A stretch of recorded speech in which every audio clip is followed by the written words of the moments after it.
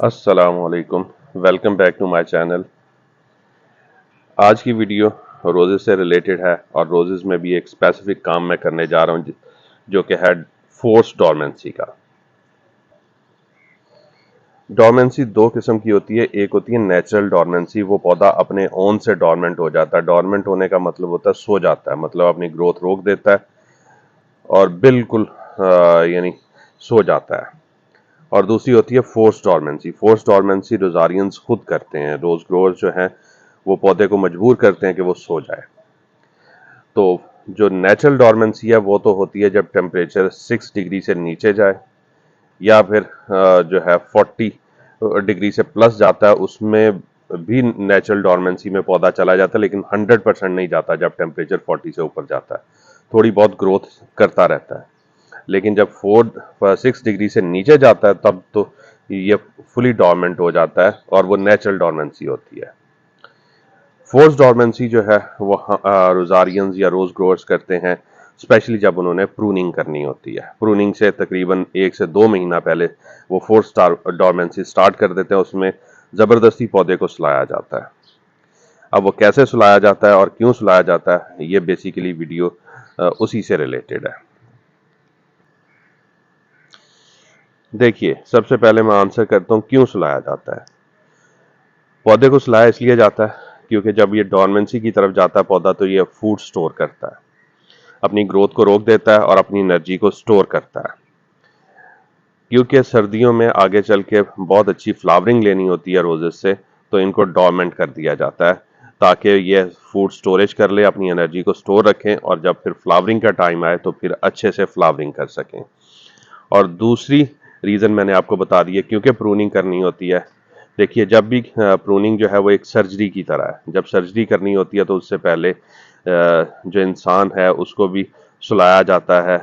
इसी तरह पौधे को भी सुलाना ज़रूरी होता है ताकि ये सो जाए और फिर इसके प्रूनिंग हो जाए और उसके बाद ये फिर अपनी ग्रोथ स्टार्ट करे पूरी एनर्जी के साथ। तो अब बात करते हैं कि इनकी फोर्स डोरमेंसी करते कैसे हैं। वो बताने से पहले मैं आपको ये बता दूं कि फोर्स डोरमेंसी किन की जाती है, किन पौधों की। जी, ये उन पौधों की जाती है जिनकी आगे चल के प्रून करना हो। जो पौधे प्रून नहीं करने उनको उनकी फोर्स डोरमेंसी नहीं की जाती। अब क्वेश्चन ये माइंड में आता है कि कौन से पौधे हैं जो प्रून नहीं करने। देखिए, जो छोटे पौधे हैं या जो हाइट में छोटे रहते हैं उनको प्रून नहीं किया जाता, उनको सिर्फ ट्रिम किया जाता है। जैसे अभी आपको ये नजर आ रहे होंगे। हालांकि ये 2-2 साल के पौधे हैं, बट ये ज्यादा से ज्यादा 2 फीट 2.5 फीट हाइट तक जाने वाले पौधे हैं। तो इनकी प्रूनिंग नहीं की जाती, इनकी सिर्फ ट्रिमिंग होती है। तो इनकी फोर्स डोरमेंसी भी नहीं की जाती और ना ही मैं करूंगा। हाँ, ये पौधे जैसे ये पौधे हैं, ये बड़े पौधे हैं, इनकी जो है फोर्स डोरमेंसी भी होगी, डोरमेंसी भी करवाई जाएगी और इनकी प्रॉपर प्रूनिंग भी होगी। तो आपने भी देख लेना कि जिन पौधों की एज कम है, अभी हाइट कम है, उनकी ग्रोथ अच्छी नहीं है, तो उनको फोर्स डोरमेंसी में नहीं लेके जाना। सिर्फ उनको एक साइड पे अलग कर दें। मैं भी अब इनको साथ साथ अलग करूंगा और साथ साथ जिनकी डोरमेंसी करनी है उनके लिए वो डोरमेंसी का ट्रीटमेंट रखूंगा और जिनकी नहीं करनी उनको फर्टिलाइजर प्रॉपर देता रहूंगा। तो अब चलते हैं कि फोर्स डोरमेंसी करेंगे कैसे। तो एक बात तो मैंने अभी आपको दे ही दिया आइडिया कि सबसे पहले इनकी फर्टिलाइजर बंद की जाती है, लेकिन एकदम फर्टिलाइजर बंद नहीं की जाती, बल्कि आहिस्ता आहिस्ता की जाती है।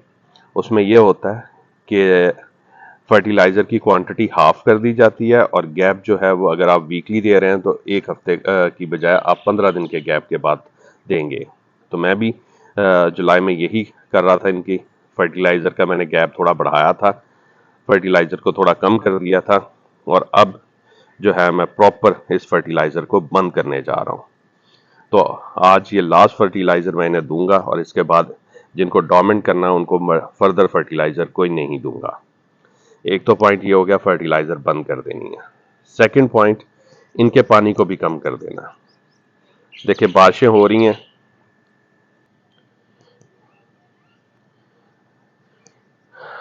इनको नेचुरली पानी मिल रहा है, तो वो पानी तो मैं नहीं रोक सकता, बारिशें मैं नहीं रोक सकता, लेकिन जो पानी हाँ मैंने देना है तो वो मैं कम दूंगा।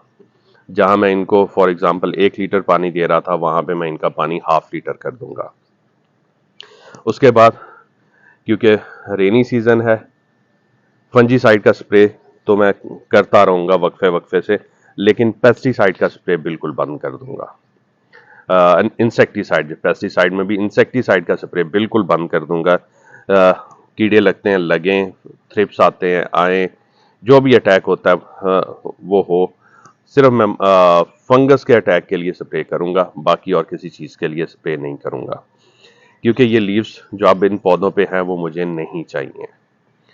ये बीमारियां लग के ये जैसे भी उतरते हैं उतरते जाए, ठीक है। अगर नहीं भी उतरेंगे तो बाद में जब मैं प्रूनिंग करूंगा तो उस टाइम पे आप देखेंगे कि मैं ये सारे लीव्स उतार दूंगा। तो इसलिए मैं अब इन पे कोई पेस्टिसाइड का स्प्रे नहीं करूंगा, पेस्टिसाइड बल्कि इंसेक्टिसाइड कहना चाहिए, इंसेक्टिसाइड का स्प्रे नहीं करूंगा।